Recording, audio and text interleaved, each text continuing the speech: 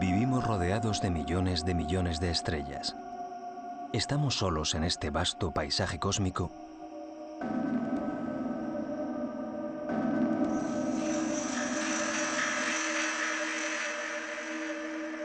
La ciencia busca una respuesta y esboza dos hipótesis. O estamos solos y la vida es un hecho anómalo, que solo se explica por una impredecible y azarosa combinación de circunstancias, o bien la vida está implícita en la naturaleza misma del universo y su aparición en cualquier parte es inevitable.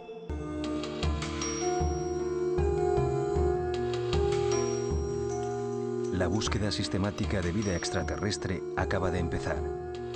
Su hallazgo sería la noticia más importante de la historia de la humanidad. De momento, desde ahí fuera, solo nos llega el eco de un gran silencio.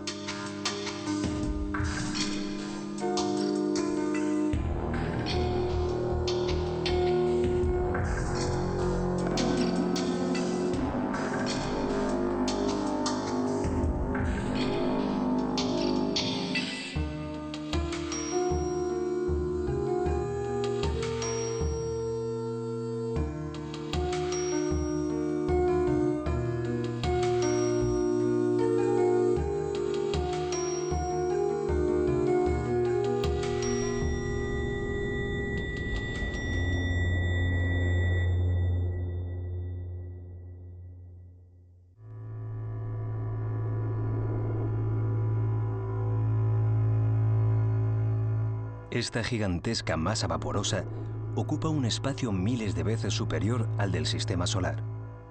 Es una de las múltiples nubes interestelares que el universo contiene. En su interior se acumulan cientos de moléculas orgánicas, muchas de ellas idénticas o semejantes a las que conforman a los seres vivos de la Tierra.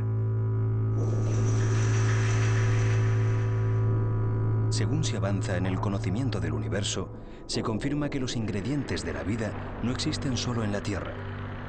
Por el contrario, los seres vivos estamos hechos a partir de una materia prima que abunda en el universo.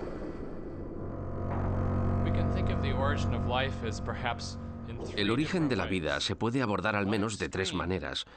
Por un lado, si la vida es un milagro, si proviene de Dios, si es un acontecimiento único, la ciencia no puede abordar la cuestión, ya que, por definición, los milagros desafían las leyes naturales.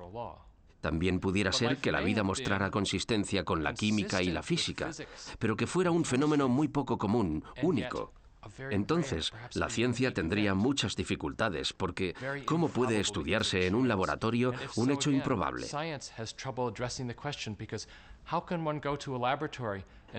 Solo en un tercer caso, el de la vida como una consecuencia inevitable de la física y la química, el de la vida que emerge en cualquier lugar en el que existan aguas, rocas y aire, la ciencia, entonces, sí puede llegar a encontrar una respuesta.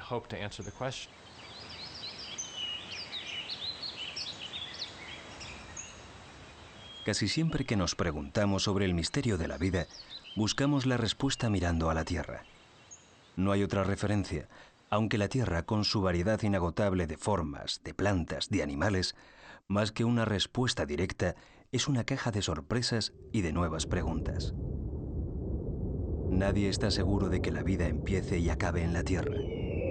¿Es posible que exista algo que no sea una especie de copia más o menos avanzada de lo que tenemos en la Tierra?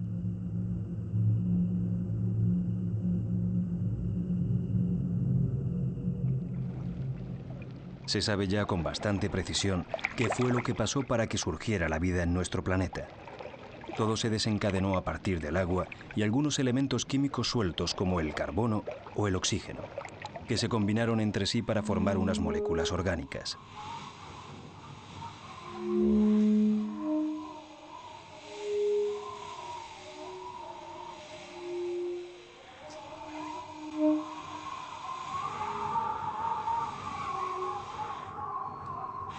Estas moléculas, gracias a la luz del Sol, las descargas eléctricas de la atmósfera o la energía procedente del interior de la Tierra, se transformaron en incipientes seres vivos.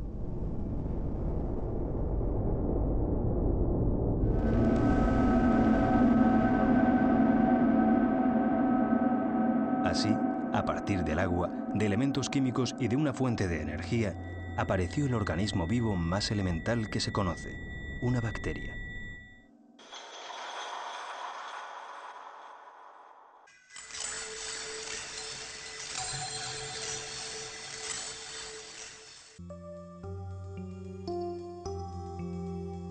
En 1953, los químicos estadounidenses Stanley Miller y Harold Urey trataron de reproducir el comienzo de la vida en un laboratorio. Introdujeron en una probeta vapor de agua, metano y amoníaco y pasaron varias descargas eléctricas a través de la mezcla. A los pocos días, el agua se había coloreado y también habían aparecido otros compuestos nuevos y 2 aminoácidos, que son los ladrillos básicos de la vida. Pero aquello seguía igual de inerte.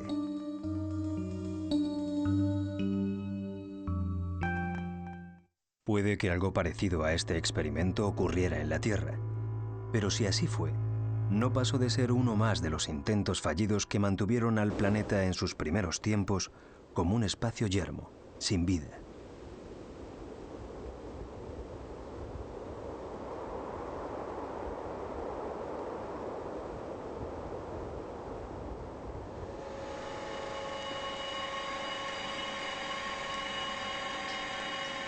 Los experimentos para reproducir el origen de la vida han ayudado a los científicos a definir con mayor precisión la frontera entre la materia viva y la materia inerte, entre la vida y la no vida.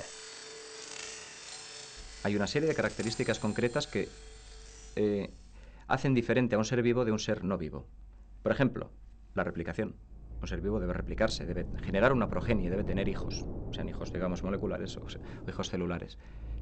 En ese proceso de replicación debe haber una generación de mutaciones, es decir, la replicación no debe ser exacta en el paso del padre al hijo, porque entonces tendríamos una falta de diversidad.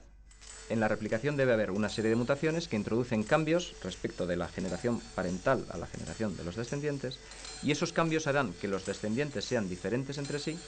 Al ser diferentes entre sí, podrán reaccionar de forma también diferente a los estímulos, a las presiones selectivas, a los cambios atmosféricos y por lo tanto adaptarse unos mejor que otros. Los seres vivos, por lo tanto, se replican y evolucionan. Y además tienen un metabolismo, es decir, los seres vivos son capaces de realizar una serie de procesos a partir de los cuales, con un consumo de energía, producen biomoléculas. De un mundo exterior desordenado producen moléculas ordenadas que son las que ellos utilizan para su propio crecimiento y su propio metabolismo. Probablemente esas 3 características sean las fundamentales de los seres vivos: replicación, mutaciones y por lo tanto evolución y metabolismo. En el límite de estos requisitos están los virus, que para la mayoría de los científicos no son seres vivos. Es cierto que se reproducen y evolucionan, que se transforman con mutaciones diversas, pero solo lo hacen cuando infectan a una célula, a la que utilizan para poder reproducirse.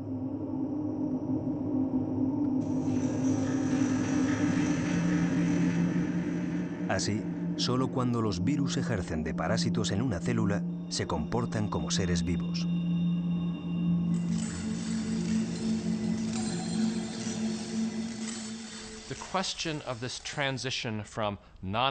La transición desde la no vida a la vida es, en parte, una cuestión filosófica. Los que trabajamos en este campo solemos tener nuestras propias ideas al respecto. En mi caso, creo que la transición ocurre cuando comienza la competencia y la selección natural. Partimos de una naturaleza inanimada de moléculas, rocas y agua, en la que no se compite por la vida. Pero en algún momento tuvo lugar un cierto grado de organización molecular que generó sistemas moleculares que se replicaron a sí mismos. Cuando esto ocurrió, y dada la variedad de moléculas orgánicas disponibles, se dieron pequeñas diferencias entre ellas que hicieron que unas fueran más eficientes que otras. Así, la vida empezó a competir por los recursos, por la energía. Para mí, la fase crucial en el origen de la vida es ese momento en el que la competitividad llevó a la selección, a la evolución darwiniana.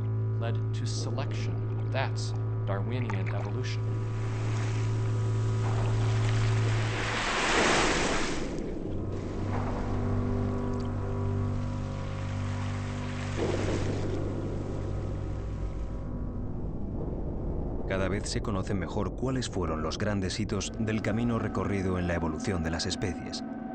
Pero el primer paso de la vida todavía es una incógnita.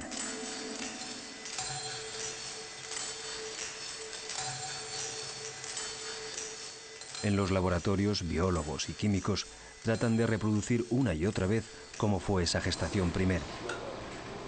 Para ellos, la clave está en conseguir que unas moléculas químicas se combinen de una forma específica, la que provoca el milagro de la vida.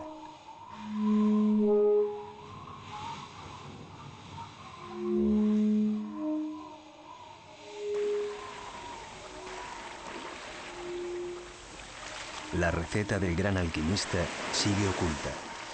Los científicos no tienen otro remedio que seguir investigando cómo ocurrió este milagro en el único lugar en el que sabemos que ha sucedido, la Tierra.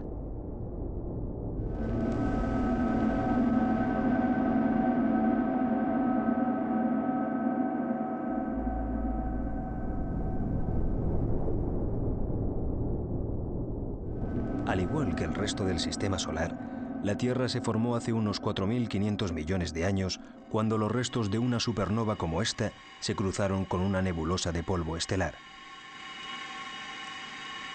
Tras este nacimiento accidental, nuestro planeta se vio sometido durante gran parte de su historia al bombardeo de meteoritos y cometas. En la primera parte de su existencia, la Tierra fue un lugar muy inhóspito, pues a la agresión externa se sumaba una gran actividad volcánica en su superficie. Sin embargo, esta fase violenta favoreció la evaporación del agua y la emisión de gases como anhídrido carbónico o el metano. Con ello se creó poco a poco la atmósfera. Si ésta no se hubiera formado, la vida posteriormente habría sido calcinada por los rayos del Sol.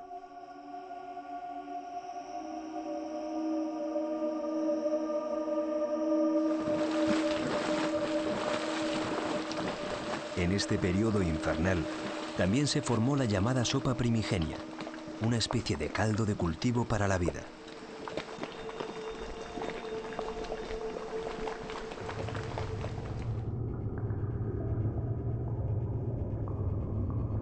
El agua de los mares se colaba por las grietas del fondo marino y volvía otra vez al mar a través de los volcanes. Era un agua muy enriquecida con los minerales que había tomado en el corazón de la Tierra, lo que determinó que cuando entró en contacto con la atmósfera se produjera por fin el gran salto. La química dio paso a la biología y aparecieron las primeras bacterias. Ningún organismo actual podría sobrevivir en un ambiente tan tóxico, pero la trayectoria del planeta hacia condiciones más benignas y estables permitió que aquellos primeros brotes de vida pudieran mantenerse y evolucionar desde su simplicidad hacia seres más complejos.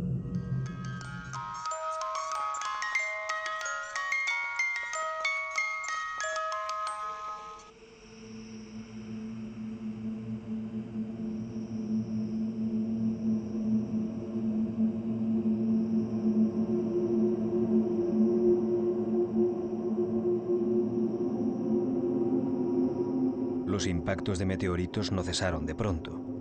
De hecho, muchos años después, los dinosaurios desaparecieron por los efectos de uno de ellos.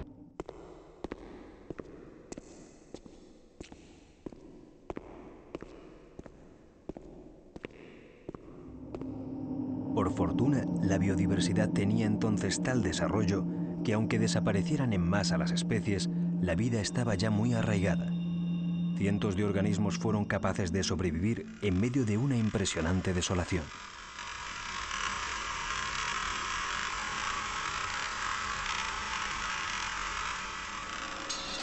La vida en la Tierra ha superado multitud de cambios climáticos y ambientales. Pero por muy radicales que sean los cambios, no es concebible un ser vivo que no dependa del agua, del oxígeno o de la energía solar, o que pueda sobrevivir en temperaturas extremas.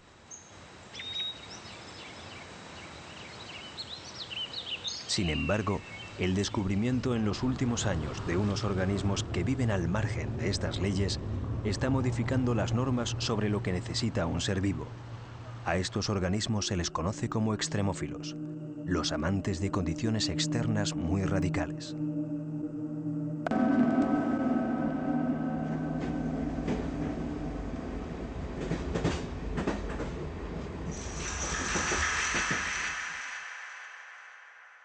Estas aguas pertenecen al río Tinto, en la provincia de Huelva. Su color peculiar, que da nombre al río, se debe a los metales que transporta. Proceden de las rocas que arrastra desde su cabecera y de los vertidos de las explotaciones mineras.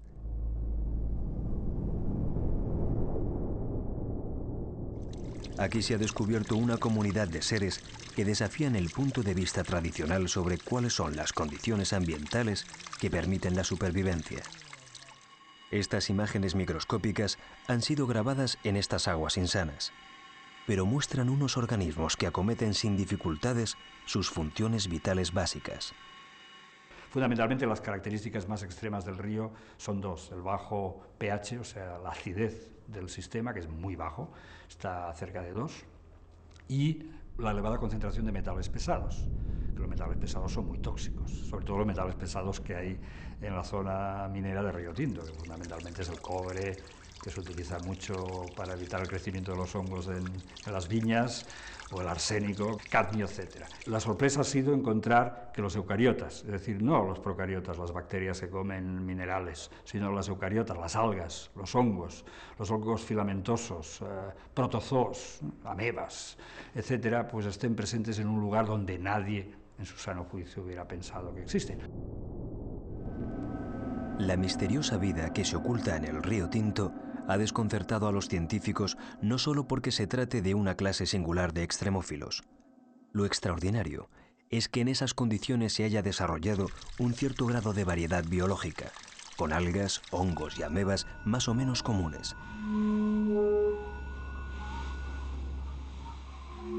Su capacidad de adaptación es tal que podría decirse que no parecen terrestres.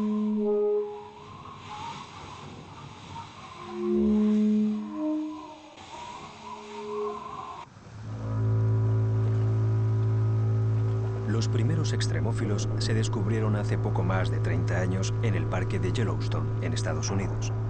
Se trataba de unos organismos que sobrevivían a más de 100 grados centígrados.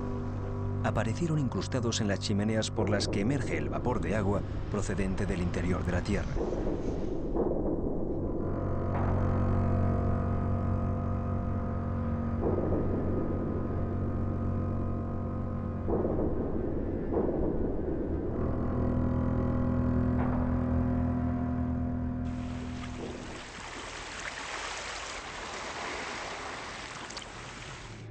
En las heladas rocas antárticas también se han localizado seres aficionados a las temperaturas extremas.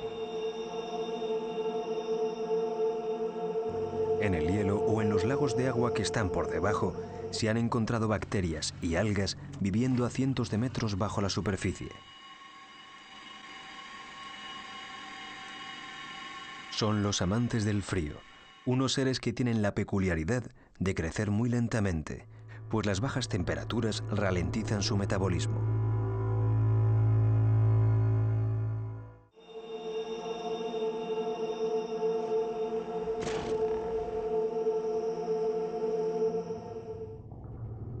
En la cueva móvil, en Rumanía, un grupo variado de animales vive aislado del mundo exterior desde hace 5,5 millones de años. Allí no hay oxígeno ni luz solar, pero 48 especies distintas sobreviven en este lugar. Su cadena trófica aprovecha toda la energía de los elementos químicos que existen dentro de la cueva para producir sustancias alimenticias con las que se nutren.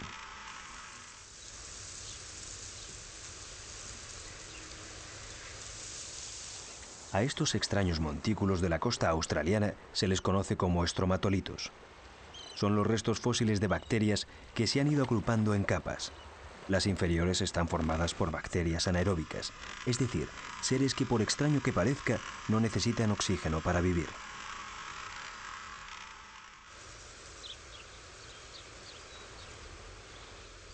Hoy todavía existen esta clase de organismos en ambientes sin oxígeno, entre otros, nuestro intestino.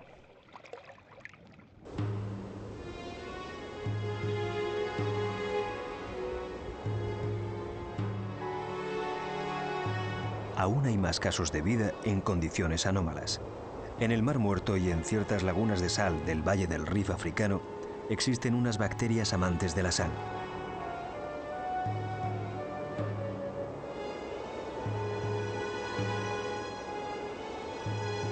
Para sobrevivir en un medio salino, estos organismos han tenido que desarrollar mecanismos propios para evitar la deshidratación. La extremofilia lo que nos permite es abrir el abanico de escenarios. Es decir, si hay microorganismos que pueden crecer a alta temperatura, el modelo de reoriginar la vida en un volcán submarino a 100 y pico de grados de temperatura no es absurdo, porque hoy en día hay microorganismos que lo pueden hacer. El que fuera en unas salinas someras a alta concentración por evaporación, favoreciendo las interacciones específicas, pues se puede dar, porque hoy en día existen microorganismos que viven en esas condiciones. Si la vida aprendió en unos ambientes tan desfavorables, es que la vida es un impulso mucho más fuerte de lo que nuestra visión limitada pretende.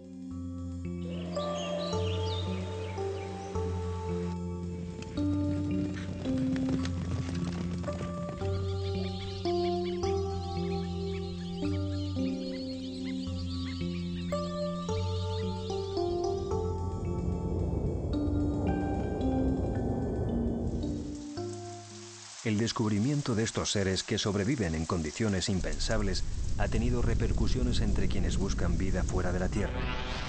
Si aquí la vida fue posible en unas condiciones muy distintas de las que disfrutamos ahora, ¿por qué no puede ocurrir lo mismo en otros planetas? Geólogos, biólogos, químicos y astrofísicos se han aliado en una nueva ciencia, la astrobiología. Con ella se han establecido nuevas expectativas sobre qué clase de vida buscar y dónde hacerlo.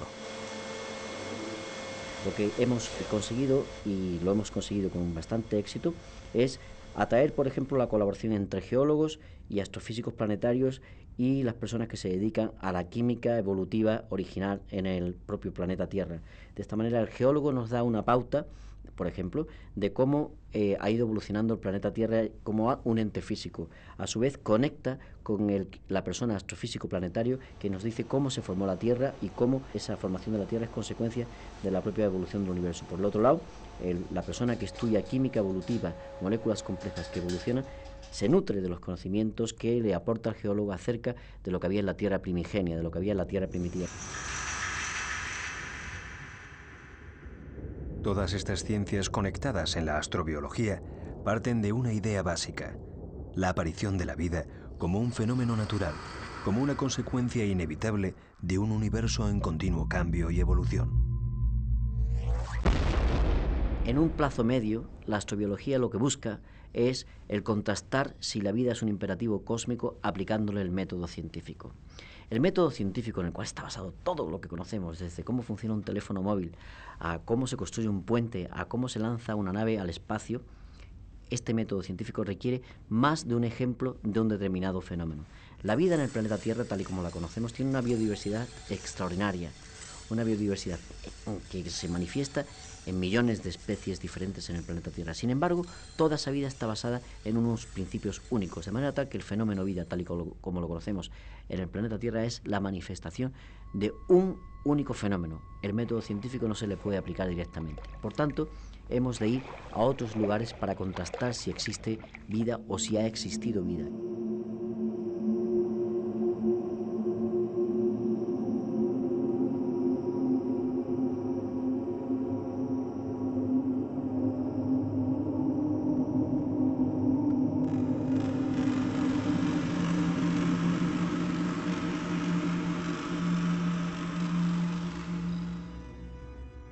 En 1975 comenzó la búsqueda directa de vida en el Sistema Solar, con el envío por la NASA de las naves Viking con destino a Marte.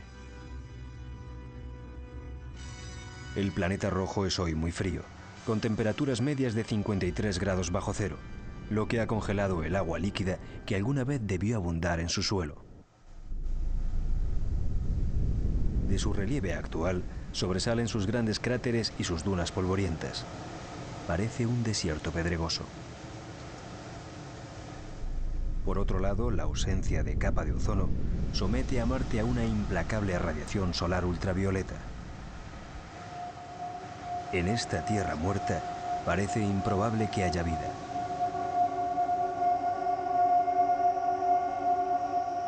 Los resultados de las pruebas que realizó la misión Viking confirmaron esta hipótesis, y Marte quedó temporalmente aparcado del interés científico. Sin embargo, el estudio de los seres extremófilos de la Tierra ha vuelto a poner de moda al planeta rojo. Para los científicos, la ausencia de signos de vida en los dos lugares en los que se tomaron muestras con las naves Viking no es la prueba definitiva. Hay que buscar en otras partes de Marte que tengan un entorno más benigno y hay que investigar la posibilidad de que la vida se haya manifestado en el pasado.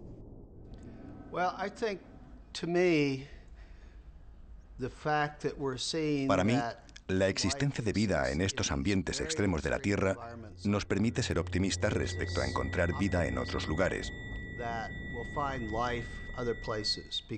Sabemos que en Marte a veces hay agua líquida, que hay hielo, que hay regiones muy secas y sabemos que, con probabilidad, hay regiones con mucha sal.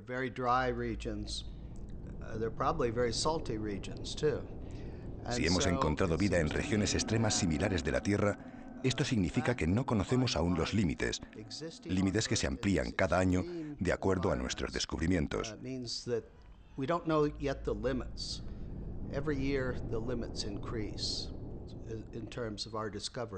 ¿Por qué no entonces ampliar esos límites a entornos de otros planetas?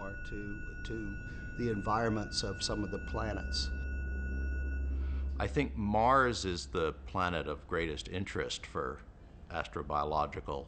Creo que Marte es el planeta más interesante para la exploración astrobiológica.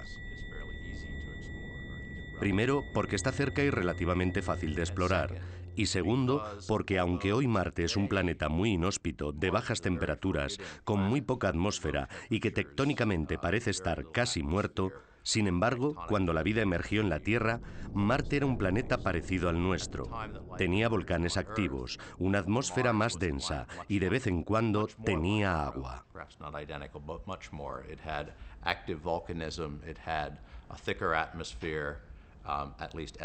Por ello, Marte es un buen candidato para investigar la cuestión de si la vida ha aparecido en más de una ocasión. Si la vida apareció en Marte, lo reconoceremos de la misma manera que reconocemos la vida primigenia en la Tierra, mediante los microorganismos fósiles, mediante la influencia de los microorganismos en los sedimentos y su huella química sobre las rocas. And through chemical signatures that they impart to rocks.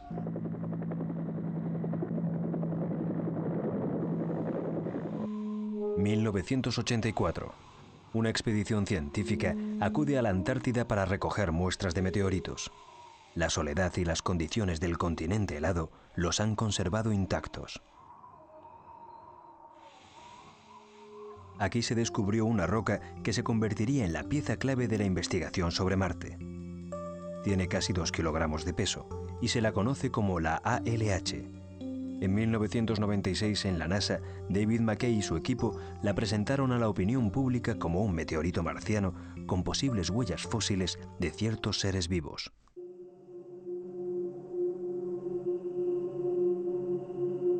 Desde entonces, el aerolito junto a otros recogidos posteriormente han originado un encendido debate en la comunidad científica sobre si estamos o no ante la prueba definitiva de que en Marte también prendió la vida.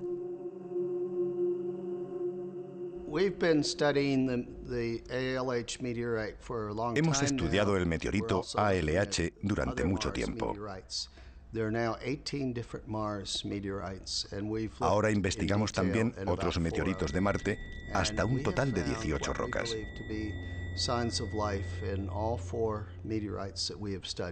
En 4 de ellas hemos encontrado lo que creemos que son señales de vida. Junto al ALH tenemos el Nakhla, que cayó en Egipto en 1911. Después, el Sergoti, que cayó sobre la India. Y por último, el Lafayette, que fue encontrado en Indiana, en Estados Unidos.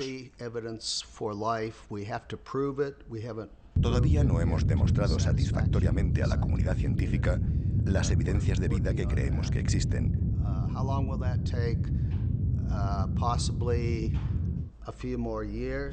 Tenemos que investigar todavía más, pero esperamos probarlo en 3 o 4 años.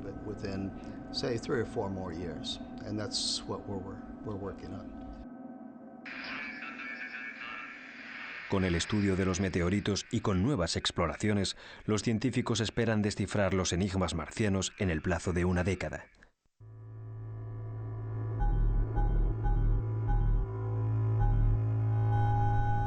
La Agencia Espacial Europea también participa de la carrera con la Mars Express, que se lanzará en 2004. Se trata de un satélite que se situará en la órbita de Marte y que cuenta con un módulo de aterrizaje. Ambos artilugios estudiarán a fondo el planeta y con las imágenes que se obtengan se podrá trazar una cartografía precisa del territorio. Desde las misiones americanas Vikingo en los años 70 no ha habido otra misión hasta Mars Express que tenga el tema de astrobiología tan central a sus investigaciones, y en particular el vehículo de aterrizaje Beagle 2 tiene toda una serie de instrumentos para analizar la química tanto orgánica como mineral de las rocas y del suelo de Marte, tomar imágenes de la superficie, medir la composición de la atmósfera en el entorno al lugar de aterrizaje, e incluso tiene algunos instrumentos que permitirán llegar a 1 metro, 1,5 metros de profundidad para analizar ese subsuelo que no ha sido afectado por la radiación ultravioleta, en el cual ha podido preservarse indicios de vida.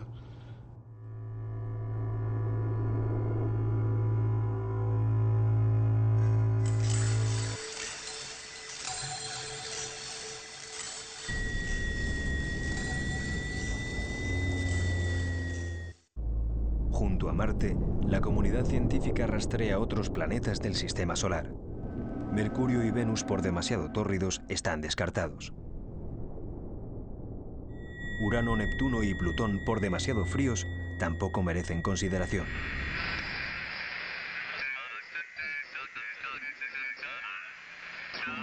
Quedan Júpiter y Saturno, dos gigantes gaseosos en los que parece imposible la vida. Sin embargo, estos planetas tienen en sus órbitas unos satélites que despiertan el interés científico.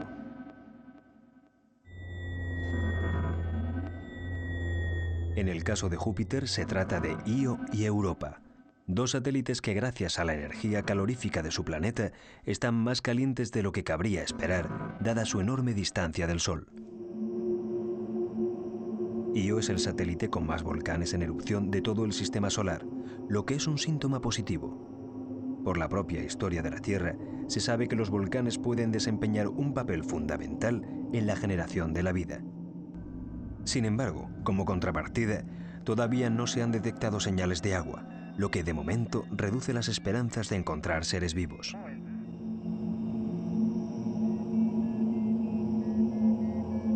Europa parece un aspirante mejor dotado.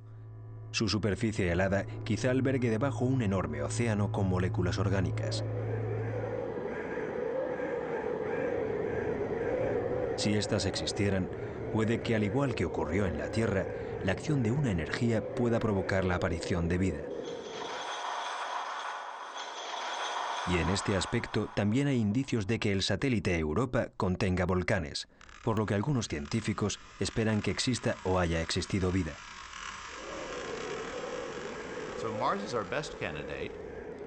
Aunque Marte es nuestro mejor candidato, a medio y largo plazo la exploración en Europa será muy interesante.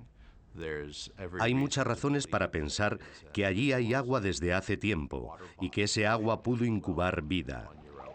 Incluso puede que en la actualidad tenga más posibilidades que Marte de albergar seres vivos, por lo que creo que se utilizarán técnicas biológicas para buscar vida en Europa, mientras que en Marte probablemente se haga sobre todo un trabajo de paleontología.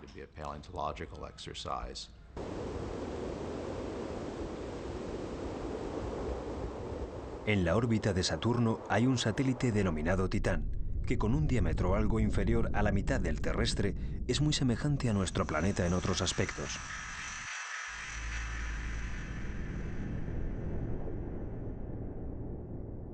En 1980, la nave Voyager 1 pasó a 7.000 kilómetros de Titán, lo que permitió estudiarlo con cierto detalle. Las imágenes mostraron una inquietante atmósfera anaranjada con un toque azulado en el horizonte, compuesta, entre otros elementos, de metano.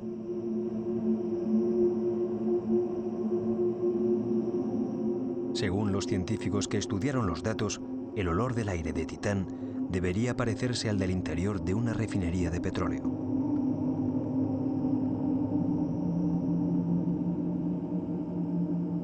El metano es el elemento protagonista de este satélite. Se sospecha que pueda existir en los tres estados, sólido, líquido y gaseoso. Así, quizá haya enormes océanos de metano con casquetes polares de hielo de este compuesto. También es posible que se produzcan ciclos de evaporación y lluvia de metano. Si esto fuera así, cabe la comparación con la Tierra y con el agua, como si el metano pudiera cumplir el papel que ésta juega en nuestro planeta. En tal caso, podrían existir células que lo llevasen en su interior, al igual que las nuestras llevan agua. Si esta hipótesis de los seres de metano fuera cierta, se trataría de organismos que viven a temperaturas muy bajas y con una bioquímica muy lenta.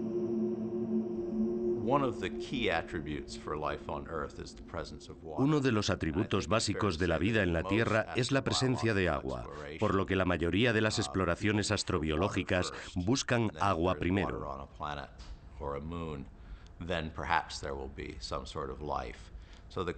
Si se encuentra agua en un planeta o en su luna, quizá quepa hallar alguna forma de vida. Ahora bien, también cabe preguntarse si existe otra sustancia que pueda hacer las mismas funciones que el agua, a lo que se ha sugerido que el metano podría actuar como sustrato de la vida. Si es así, no es fácil imaginar qué tipo de vida sería, desde luego no reconocible en términos de nuestra experiencia en la Tierra. No sé si esto es posible o no, pero creo que es mucho menos probable que una vida basada en un entorno con agua. En este sentido, cuando pensamos en un lugar como Titán, quizá hayan podido aparecer algunas moléculas orgánicas complejas. Pero en ausencia de agua, creo que la posibilidad de aparición de vida ha sido mucho menor.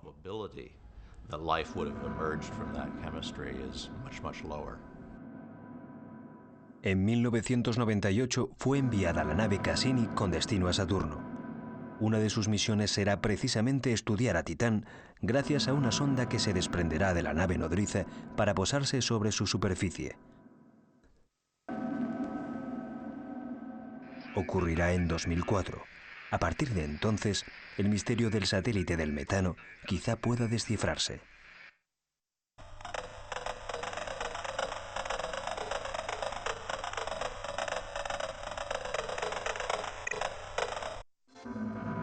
Las primeras exploraciones por el sistema solar no han mostrado todavía evidencia de vida extraterrestre. Pero la ausencia de pruebas, por paradójico que parezca, aumenta la creencia en que esta es posible. Ahora se conocen mejor los mecanismos de la vida, y también se sabe que ésta puede desarrollarse en unas condiciones mucho más abiertas de lo que se pensaba. Ahora bien, ¿de qué clase de vida se trata?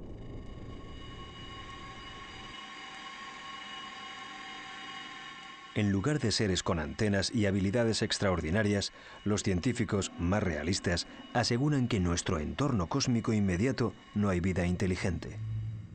Una cosa es encontrar organismos unicelulares en un planeta, y otra muy distinta, confiar en que esos seres evolucionen necesariamente hasta formas tan complejas como los propios seres humanos.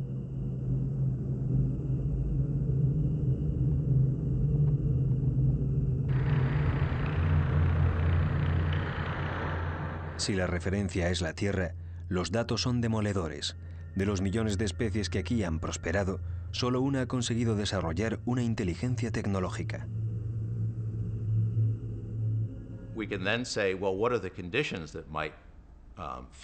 Sobre las condiciones que favorecen la aparición de vida inteligente, creo que la primera es, sin duda, medioambiental, pues es necesario la existencia de un entorno capaz de sostener la biología de un organismo grande. En nuestro planeta, esto solo fue posible cuando el oxígeno se elevó a la atmósfera en grandes concentraciones. En segundo lugar, hay que preguntarse por el tipo de vida que facilita el origen de la inteligencia, a lo que creo que la necesidad depredadora es importante. Cuando se tiene que obtener el alimento cazando a una presa, se produce una fuerte tensión que selecciona a aquellos con un aparato sensorial muy sofisticado y con la capacidad neurológica de integrar ese aparato sensorial. Asimismo, también se produce una presión selectiva que favorece a los sistemas musculares más elaborados y que al mismo tiempo presentan una gran capacidad de coordinación neurológica y muscular. Una vez que esto tiene lugar, creo que ya están presentes los atributos biológicos básicos que pueden llevar a la inteligencia. La inexistencia de vida inteligente en las cercanías de la Tierra no tiene por qué excluir que ésta se encuentre en otras partes del universo. Dentro de las magnitudes y dimensiones cósmicas, nada parece imposible. El universo tiene cientos de miles de millones de galaxias, que a su vez contienen cientos de miles de millones de estrellas, de las que algunas están acompañadas de planetas. Son tantas las posibilidades que hay que buscar más allá de los límites del sistema solar.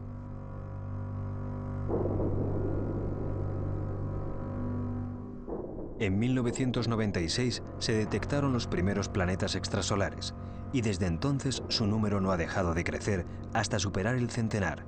Se trata de planetas muy grandes, normalmente muy cercanos a su Sol correspondiente. La principal dificultad es que todavía no pueden ser observados directamente. Su existencia es una deducción hecha a partir del comportamiento de la estrella. Hasta el momento, la técnica utilizada con más éxito para detectar planetas o estrellas es la llamada espectroscopia, que es una técnica indirecta. Lo que vemos no es el planeta, sino su estrella, una estrella moviéndose alrededor del centro de masa del sistema planetario. Estamos familiarizados con la imagen de los planetas moviéndose alrededor de una estrella, pero la estrella también se mueve. Lo hace en una órbita mucho más pequeña, alrededor del centro de masa del sistema planetario. Por tanto, detectamos un planeta observando si hay alteraciones en el movimiento de su estrella y detectamos esos movimientos mediante la técnica llamada Doppler, que nos permite ver los cambios en su velocidad por el análisis de su luz. Es como detectar por el sonido de su silbato si el tren se aleja o se acerca. Si la estrella viene hacia nosotros, su luz cambia hacia el azul. Si se aleja, cambia hacia el rojo. Así, si las líneas espectrales de una estrella cambian, deducimos que se mueve hacia atrás y hacia adelante. Algo tiene que causar ese movimiento. Ahora sabemos que se trata de un planeta. La NASA y la Agencia Espacial Europea tienen previsto situar en el espacio telescopios de infrarrojo para observar directamente a los planetas extrasolares.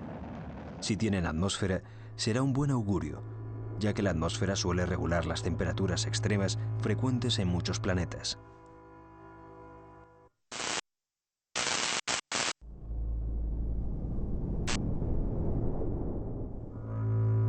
Los telescopios analizarán estas atmósferas para buscar las huellas de los elementos químicos necesarios para que se produzca la vida. El oxígeno presente en nuestra atmósfera es uno de esos indicios clave, pero no es el único elemento que se buscará.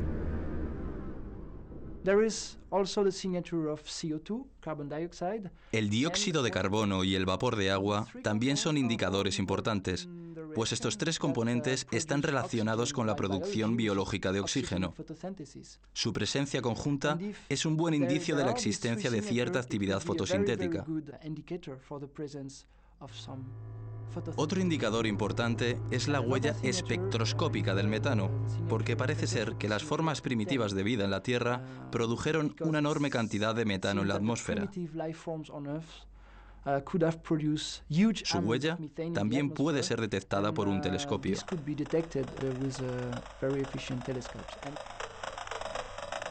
La posibilidad de una civilización inteligente en algún confín del universo ha alentado el envío de mensajes al espacio exterior. Estas imágenes nos sitúan en 1974, cuando desde Arecibo, en Puerto Rico, se emitió un comunicado en dirección a una densa bola de estrellas que se encuentra a 25.000 años luz de nosotros. Si alguien pudiera descodificar el mensaje, se encontraría con un pictograma que explica las bases de la vida en la Tierra.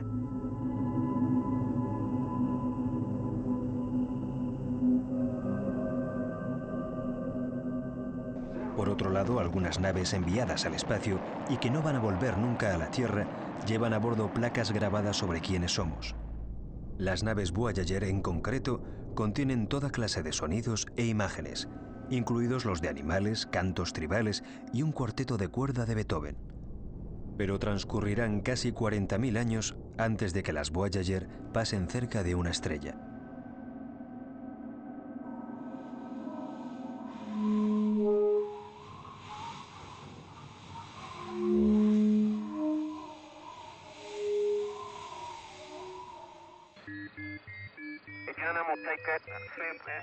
El programa SETI es otra iniciativa para establecer contacto. Más que enviar mensajes, se trata de captarlos, si es que existe alguna civilización alienígena que utilice ondas de radio en sus comunicaciones interestelares. 2 potentes radiotelescopios se encargan de detectar todas las señales de radio del espacio que luego se analizan en un ordenador gigante. La información es tan abundante que el programa SETI cuenta con la ayuda de cualquier persona que quiera poner su ordenador personal a disposición de esta tarea de discriminación de las señales captadas. En los momentos de reposo del ordenador, se activa un programa que analiza los datos suministrados por el ordenador central.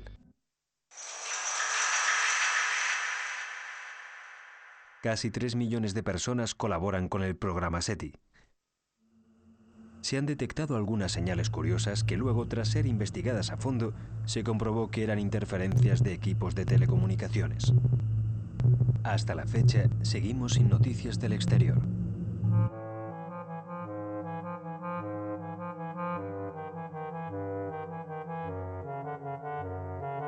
La cultura occidental sufrió un terremoto cuando Copérnico descubrió que la Tierra y el hombre no eran el centro del universo, sino meros comparsas en un rincón del cosmos.